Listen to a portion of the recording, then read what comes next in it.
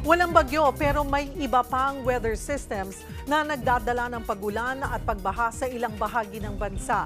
Ang dahilan daw nito, tumitinding La Niña. Para bigyan ng mukha ang balita, Mobile Journal, Francis Orso. 3 linggo nang di nakakaranas ng bagyo ang bansa. Pero sa ilang bahagi ng timog silangan ng Luzon at Visayas, binabaha. Sa lalawigan ng Sorsogon, kita sa video ang pagpasok ng baha sa mga bahay dahil sa pag-apaw ng ilog sa bayan ng Pilar kaninang umaga. Habang sa Legazpi City, Albay, hindi madaanan ang kalsadang ito sa barangay Buraguis kasunod ng landslide.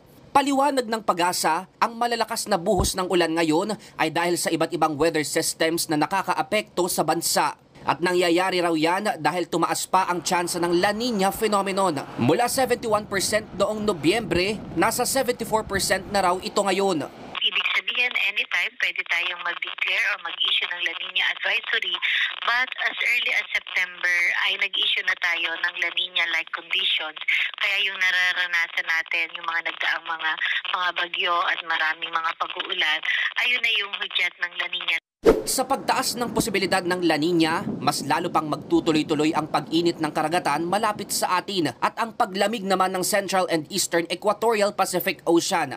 Pero sa ngayon, kapansin-pansing bahagyang nakapagpahinga ang bansa sa epekto ng bagyo. Yun nga lang, huwag daw pakampante. So, ang implikasyon lang dito is still mataas ang probability na marami pa rin tayong mga mararanasan ng mga pag-uulan, hindi man dulot ng bagyo, kundi ng shear line at ng mga intertropical convergence zone, including ito na ring northeast monsoon at saka easterlies. Una nang sinabi ng Pag-asa na posibleng may 2 bagyong tatama sa bansa ngayong Desyembre. Pero depende pa rin daw ito. May possibility sa mga susunod na linggo. Nakikita natin yan in 2 weeks time na may mga potential na possible na mga bagyo. Maaaring matuloy, maaaring ma-develop, maaaring hindi. Paalala ng Pag-asa, ngayong kasagsagan ng holiday season at nalalapit na Pasko, ugaliin pa rin ang pagdadala ng pananggalang sa ulan.